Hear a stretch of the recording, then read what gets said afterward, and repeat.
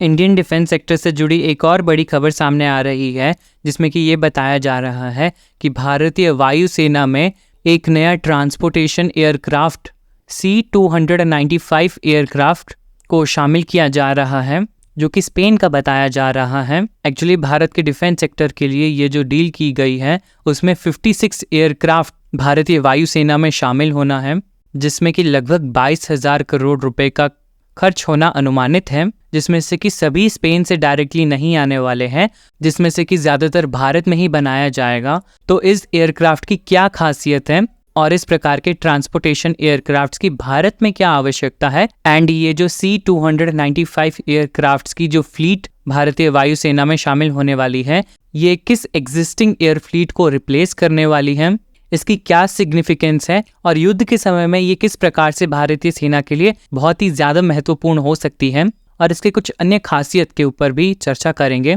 उससे पहले आपका सचेतनता में स्वागत है। मैं आपका दोस्त अरमान। तो खबर कुछ इस प्रकार से है कि इंडियन एयरफोर्स यानी कि IAF के चीफ ने स्पेन से C-295 ट्रांसपोर्ट एयरक्राफ्ट की फर्स्ट डिलीवरी ले ली है, जो कि एक यूरोपियन कंपनी एयरबस के द्वारा बनाई गई है, और इस एयरक्राफ्ट की लैंडिंग उत्तर प्रदेश के हिंडन एयरबेस में करवाया जाना अनुमानित है। इस एयरक्राफ्ट की क्या विशेषता है, हम उस विषय में आगे चर्चा करते हैं। उससे पहले आप ये देखते हैं इंडियन एयरफोर्स के चीफ के द्वारा एयरबस से डिलीवरी लेते हुए। एक्चुअली इस प्रोजेक्ट पर एयरबस एंड टाटा दोनों मिलकर के काम कर रहे हैं, जिसमें कि केवल 16 एयरक्राफ्ट को डायरेक्ट फ्लाई अवे कंडीशन में स्पेन से लाया जाएगा, जो कि भारत में डायरेक्टली यूज़ किया जाएगा, परंतु इसके अलावा 40 अन्य एयरक्राफ्ट्स को भारत में ही मैन्युफैक्चर किया जाएगा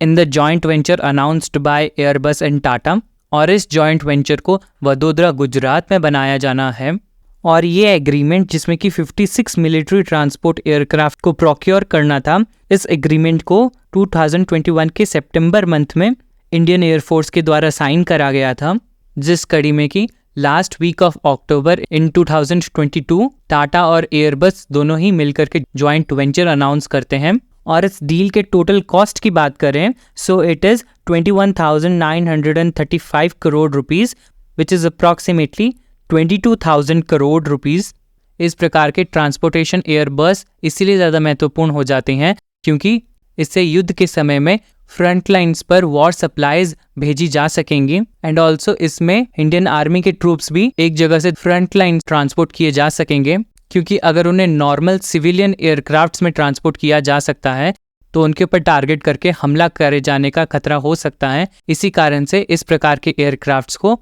डिफेंसिव कार्यों में भी प्रयोग में लाया जा सकता है, जिससे कि इस एयरक्राफ्ट में सवार सभी भारतीय सैनिकों के लिए एक सेफ जर्नी इंश्योर करी जा सके। और जैसे कि इस एयरक्राफ्ट को पहले उत्तर प्रदेश में हिंडन एयरबेस में लैंड करवाना अनुमानित है, उसके बाद union defence minister Rajnath Singh ji के द्वारा ऑफिशियली इसको इंडियन एयरफोर्स में इंक्लूड किया जाएगा। और ये जो एयरबस के द्वारा ये जो प्लेन हैंडओवर किया गया है, उसकी पहली उड़ान इस साल मई के महीने में हो चुकी है, और इसके साथ Airbus is expected to deliver the second aircraft to Indian Air Force in the May 2024।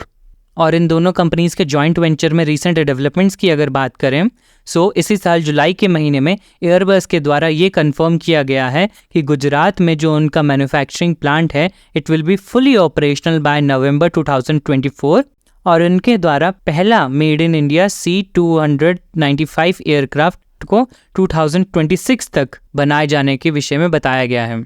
और इसमें सबसे महत्वपूर्ण एयरबस C-295 की खासियत की अगर बात करें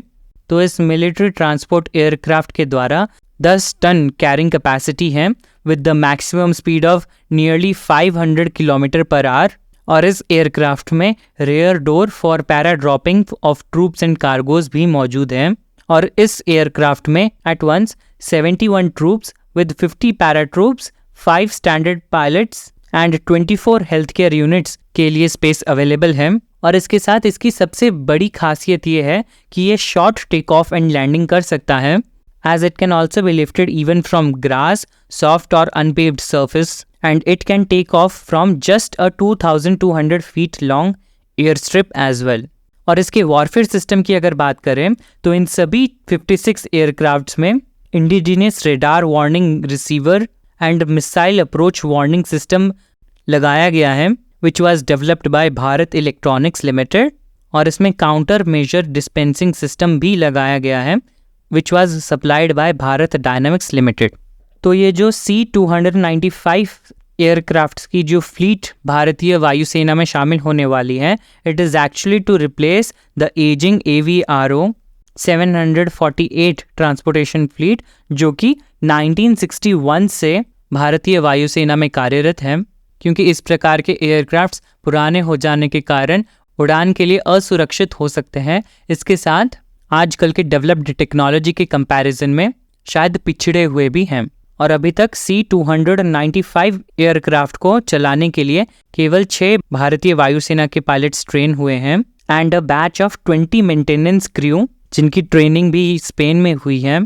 और इसके साथ 3 अन्य मेंटेनेंस क्रू के बैचेस अगले साल ट्रेनिंग के लिए जाएंगे। क्योंकि अगर इस प्रकार के एयरक्राफ्ट्स में कोई भी खराबी होती है तो इन ट्रेंड मेंटेनेंस क्रू के द्वारा भारत में ही इसे ठीक किया जा सकेगा, जिससे कि रेगुलर सर्विसिंग के साथ साथ इन एयरक्राफ्ट्स की मेंटेनेंस भी करी जा सकेगी। और ये जो जॉइंट वेंचर दोनों ही कंपनीज के मध्य अनाउंस हुआ था, उसमें एयरबस के द्वारा इस प्रकार के एयरक्राफ्ट्स की टेक्नोलॉजी भी शेयर करी जाएगी, जिससे कि इस प्रकार से अच्छी टेक्नोलॉजी भारत में भी मिलेगी, जिससे कि इंडिया इस प्रकार के और भी ज़्यादा developed and high tech aircrafts and अन्य डिफेंस इक्विपमेंट्स बना पाएगा। And also this manufacturing unit by Airbus and Tata in Vadodara Gujarat, उसमें मैन्युफैक्चरिंग करके डोमेस्टिक नीड्स को ही पूरा नहीं किया जाएगा, इसके साथ एयरफोर्स इक्विपमेंट्स को एक्सपोर्ट करने के लिए भी इस जॉइंट वेंचर में काम किया जा रहा है, जो कि इस जॉइंट वेंचर को और भी ज़्यादा बड़ा और महत्वपूर्ण बना देती है। भारत के डिफेंस से रिलेटेड हम कुछ और अपडेट्स की अगर बात करें तो एग्जैक्टली पिछले सेशन में ही हमने भारत में कंप्लीटेड 90 बॉर्डर इंफ्रास्ट्रक्चर प्रोजेक्ट्स के ऊपर विस्तृत रूप से चर्चा किया था। ऑल्सो इससे भारत की जो बॉर्डर एरियाज में अपनी पकड़ मजबूत हुई है, और इसके साथ इन प्रोजेक्ट्स के अन्य सभी इम्पैक्ट्स पर भी चर्चा किया है। And these 90 projects are across the 11 states and union territories, जिसमें कि 36 अरुणाचल प्रदेश में, 25 लद्दाख में और 11 महत्वपूर्ण प्रोजेक्ट्स को जम्मू कश्मीर में भी बनाया गया है and some more in other states. इन सभी इनिशिएटिव्स एंड एफर्ट्स के कारण भारत अपने डिफेंस के सेक्टर्स में एंड बॉर्डर एरियाज में अपनी पकड़ मजबूत कर रहा है, ताकि वो हर चैलेंज से निपटने के लिए तैयार हो। And also day by day जो टेक्नोलॉजी एडवांस हो रही है, उसे देखते हुए भी